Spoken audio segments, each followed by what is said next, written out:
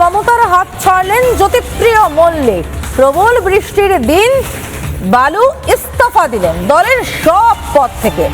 শারীরিক অসুস্থতার কারণ দেখে ইস্তফা দেওয়া হয়েছে। অতি সম্প্রতি কিন্তু মমতার এই ডুবন্ত তৃণমূলে বালুর পদ প্রাপ্তি হয়েছিল। জাতীয় কর্মসমিতির সদস্যও করা হয় বালুকে। রেশন দুর্নীতিতে নাম জড়িয়েছিল একসময় প্রাক্তন খাদ্যমন্ত্রীর। দীর্ঘদিন জেলে ছিলেন জ্যোতিপ্রিয়। জেল মুক্তির পর বালুকে টিকিটও দেন পিসি ভাইপো হাবড়ায়, কিন্তু গো হারেন জ্যোতিপ্রিয়।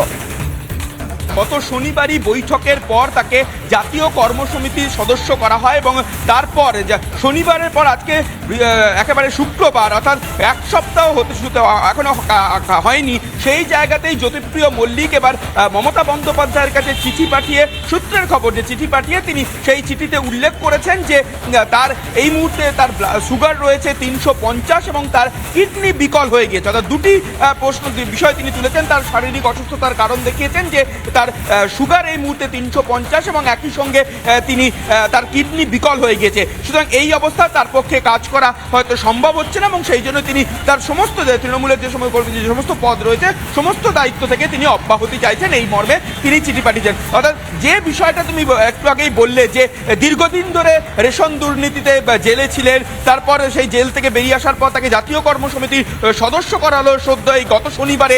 একের পর এক তৃণমূল বিধায়ক বা তৃণমূল সাংসদরা যখন মমতা বন্দ্যোপাধ্যায় এবং অভিষেক বন্দ্যোপাধ্যায়ের হাত ছেড়ে চলে যাচ্ছেন, সেই অবস্থাতে এবার সেই তালিকাতেও নাম লেখালেন কিনা সেই জল্পনা সবচেয়ে বেশি সামনে আসছে। কারণ যে পরিস্থিতির মধ্যে রাজনৈতিক প্রাসঙ্গিকতা রয়েছে, সেই জায়গায় দাঁড়িয়ে আমরা দেখতে পাচ্ছি যে একের পর এক তৃণমূল বিধায়ক হলো, তৃণমূল নেতা বলো, তারা বা বিভিন্ন জায়গাতে দেখতে পাচ্ছি যে যারা মেয়র পদে রয়েছেন বা কাউন্সিলর, তারা একের পর এক পদত্যাগ করেই যাচ্ছেন এবং তৃণমূলের সঙ্গ ছাড়ছে। সেই জায়গায় দাঁড়িয়ে জ্যোতিপ্রিয় মল্লিকের আজকে এই যে শারীরিক অসুস্থতা, যখন শনিবার যেখানে তাকে জাতীয় কর্মসমিতির সদস্য করা হয়, তারপর 7 দিন কাটতে না কাটতেই তখন তাকে যদি এমন বিষয় থাকছে যে সঙ্গে সঙ্গে তিনি কেন জানালেন না বা তার কয়েকদিনের মধ্যে জানেন বা তার শারীরিক অসুস্থতার কথা কি মমতা বন্দ্যোপাধ্যায় জানতেন না, এমন বিষয়টাও সামনে আসছে। যদি তিনি জানতেন, জানার পরেও তাকে কেন কর্মসমিতির সদস্য করা ছিল? অথচ শনিবার জাতীয় কর্মসমিতির সদস্য সিদ্ধান্ত হওয়ার পর আজকে শুক্রবার তিনি জানিয়ে দিচ্ছেন যে তার ব্লাড সুগার